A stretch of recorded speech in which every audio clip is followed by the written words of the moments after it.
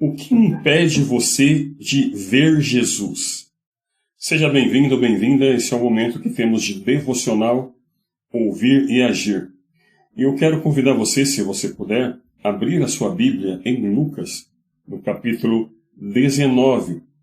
E em Lucas 19 vai contar a história de um homem e logo nos primeiros versículos nós já temos algumas informações.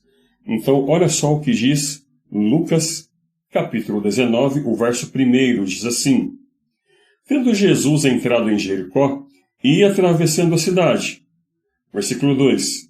Havia ali um homem chamado Zaqueu, o qual era chefe dos publicanos e era rico. Então nós entendemos que esse homem morava em Jericó.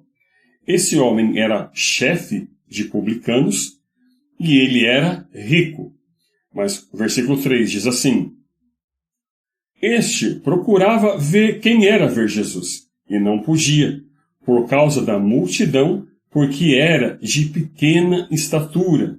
Versículo 4. E correndo adiante, subiu a um sicômoro, a fim de vê-lo, porque havia de passar por ali. Então, algumas informações aqui. Primeiro é que esse homem morava em Jericó. Jericó não era uma cidade assim economicamente muito... Aquela região de Jericó, uma região economicamente muito próspera, né, como outras cidades da época que já tinha mais comerciantes, já tinha uma estabilidade, pessoas que tinham mais condições. Então, já de cara, já é estranho uma pessoa rica, como diz o verso 2, morar em Jericó. Então, esse homem, ele morava em Jericó, e apesar de estar em Jericó, ele era uma pessoa rica. Mas aí a Bíblia diz também, no versículo 2, o porquê que ele era rico. Ele era chefe de publicanos. Ou seja, quando, nessa época, Roma dominava Israel e também outros povos, então o imposto que era cobrado para Israel, ou de Israel, era direcionado a Roma. Um judeu que trabalhava para Roma não era um judeu muito querido, não era bem quisto, nem querido pelos outros judeus. Então, ele era considerado um traidor. E o Zaqueu, ele não era só publicano, como ele era chefe dos publicanos.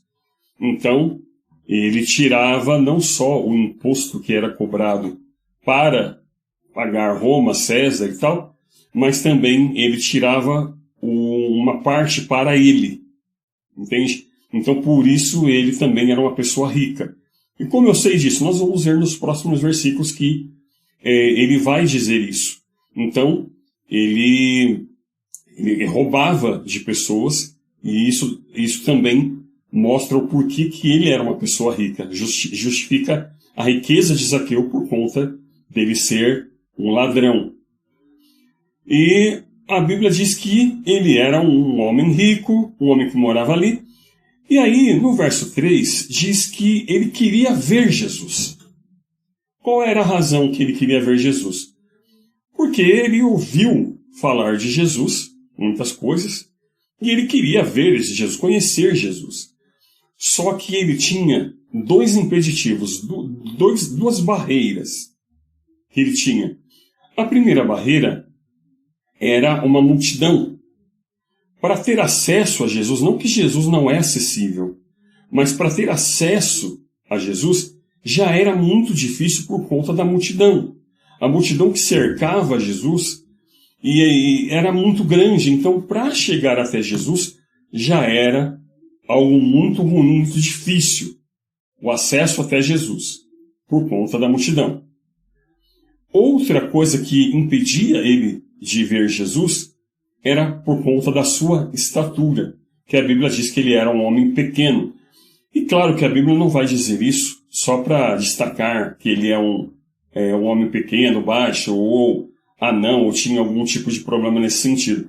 Mas a Bíblia fala que ele era um homem pequeno já justamente para mostrar que ele tinha essa dificuldade. Ele queria ver Jesus, porém a multidão era grande e ele era um homem de pequena estatura.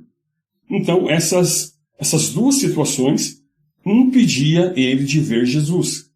Mas, como diz o texto, ele queria ver Jesus. Então, o que ele fez? Ele subiu em um sicômoro, ou como diz, uma parreira brava,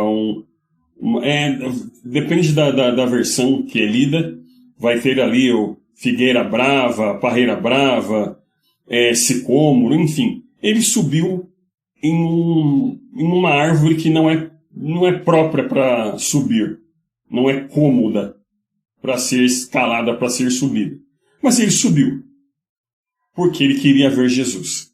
E é nesse momento que Jesus, como diz o texto, Jesus ia passar por ali. Então ele, já prevendo que Jesus ia passar por ali, ele falou, vou subir aqui. Penso eu, né, que ele deve ter pensado, eu vou subir aqui, porque ele vai passar por aqui, então eu vou conseguir ver Jesus. E aí sim, Jesus não só passou por ali, como parou embaixo da figueira e chamou Zaqueu pelo nome. E aí Zaqueu desceu, e ainda Jesus disse, né, desce Zaqueu, desce depressa porque eu vou me hospedar em sua casa, eu vou pousar em sua casa. Zaqueu desceu, e a Bíblia diz que ele recebeu bem Jesus, ele recebeu, como diz alguns textos, ele recebeu Jesus gostoso, ele recebeu Jesus com prazer. E eles foram até a casa de Zaqueu, e houve murmuração, agora Jesus está comendo com um pecador, publicano, tal. E aí foi quando Zaqueu, é neste momento que a gente entende o quanto ele roubava das pessoas.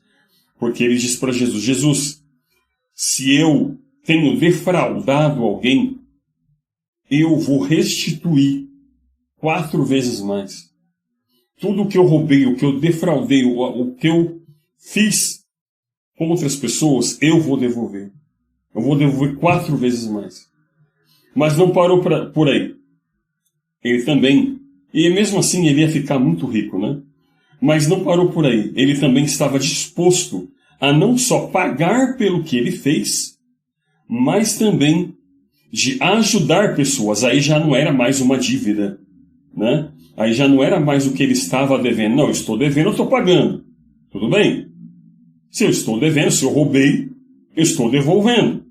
Tudo bem? Mas não era só isso. Ele estava agora, além de devolver o que roubou, ele agora estava ajudando pessoas. Ele estava dividindo o que ele tinha com outras pessoas. Diferente do jovem rico. Lembra da parábola do jovem rico? Mateus 19, 16. Chegou em Jesus, bom mestre, o que eu faço para dar a vida eterna? Jesus disse, olha, guarda os mandamentos, não roubará, não. Isso aí eu faço, senhor, isso eu faço. Desde pequeno. Tá bom, você quer ser perfeito? Então, vende o que você tem e divide com os pobres. Aí ele não viu que isso era bom para ele não achou isso legal, ficou muito triste e preferiu não obedecer. Diferente de Zaqueu, que nem foi pedido. Jesus nem pediu para ele simplesmente falou, olha, Senhor, eu vou devolver o que eu roubei e ainda vou dividir os meus bens com os pobres. Mostrando completamente ali uma conversão, mostrando que ele realmente foi tocado, né? Mas o que eu quero colocar aqui, e claro, né, depois disso, Jesus disse, hoje chegou salvação para essa casa, porque esse homem também é um filho de Abraão. Mas o que eu quero colocar é justamente isso, o que ele fez para ver Jesus? Porque, como eu falei no começo, ele poderia muito bem escolher uma outra ocasião, uma ocasião, de repente, mais tranquila para ver Jesus. Ele poderia, de repente, escolher um outro dia em que não tinha uma multidão apertando Jesus ali. Ou ele poderia, de repente, não, mas eu quero ver Jesus agora, eu preciso ver Jesus agora. Era uma necessidade dele. Bom, então o que eu vou fazer? Vou subir em algum lugar mais cômodo. Uma laje, um telhado, um muro, um portão. Peço para alguém, afinal de contas ele era rico, ele podia pagar para alguém carregar ele. Ele era baixo, ele era pequeno. Paga 2, 3 pessoas altas, fortes, e fala, me ergue aí, me coloca no ombro eu preciso ver Jesus, queria ver ele.